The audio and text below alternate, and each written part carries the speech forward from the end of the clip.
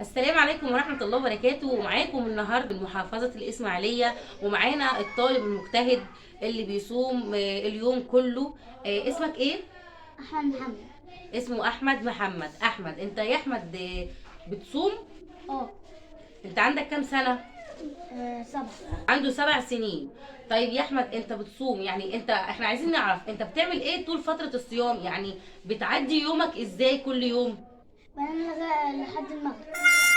بتنام لحد المغرب؟ اه. طب ازاي يا احمد بتنام لحد المغرب؟ انت كده مش هتحس بالصيام. لغاية السحور. الفطور. يعني انت يا احمد بتنام من السحور لحد الفطار؟ اه. تمام تمام، بس كده انت مش هتحس بالصيام. لا، ما أنا عندي بابا كده برضه. باباك كده؟ اه. يعني باباك بينام من السحور لحد الفطار؟ اه. ما شاء الله ما شاء الله. طيب يا احمد، وماما بقى بتعمل ايه؟ يعني ماما برضو بتصوم اكيد. اه. ماما بتصوم؟ ماشي. قولي بقى، ماما بقى هي اللي بتعمل الاكل بتاع البيت طبعا. اه.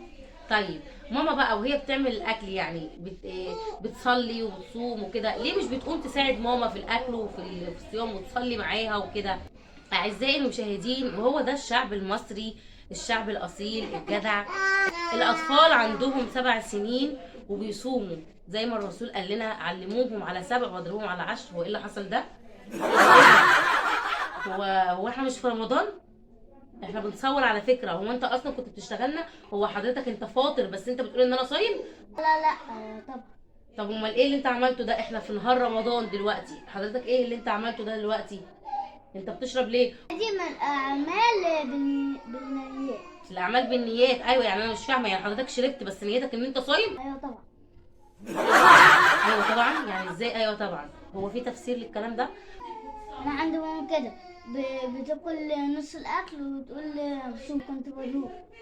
ماما كده؟ ما شاء الله. ماما بتاكل نص الاكل وبتعمل الاكل، يعني بتاكل نص الاكل وبتقول ده انا بدوق. فسيادتك برضو بتدوق، يعني هو ايه ده؟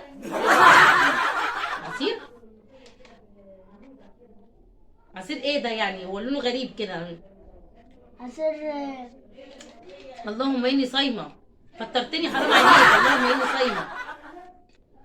فطرتني حرام عليك، يعني انت كان لازم تجيبها قدامي، يعني عطشانين ومش عارفه اقول لك ايه بجد والله. عند بابا كده بيشرب السجاير في الأوضة ويستخبى ويقول اللهم إني صايم. كمان بابا كده؟ اه. ما شاء الله. بيدخل يستخبى يشرب السيجاره وبعدين يطلع من الاوضه يقول اللهم اني صايم؟ وايه العيله دي؟ ايه العيله دي؟ هو انتوا كلكم كده يا ابني؟ كلكم فاطرين واللهم اني صايم؟ استغفر الله العظيم، اللهم اني صايمه. شكرا يا احمد، انت طالب مجتهد. انت هتكمل لغايه رمضان بنفس النظام؟ اه. يعني انت هتكمل لغايه اخر شهر رمضان بنفس النظام؟ اه. انك تدوق انت وماما وكده صايمين اللهم اني صايم، بس الاعمال بالنيات. تمام كده؟ تمام ماشي. والى هنا انتهت حلقتنا النهارده مع الطالب احمد المجتهد اللي بيصوم صومة الحاجه اللي مش عارفه المثل اسمه ايه.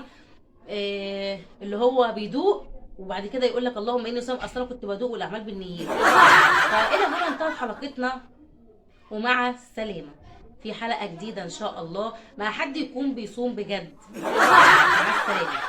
ايه يا ابني؟ في يا ابني انت بوظت لنا الحلقه يا ابني؟ في ايه اللي هو انت فاطر انت وامك وابوك؟ ايه العيله كلها فاطرين دول؟ ايه العيله كلهم فاطرين دول؟ بوظت لنا الحلقه منكم لله. ايه هي العيله الفاطره دي؟ بوظت لنا الحلقه. ايه يا شيخ حرام عليك.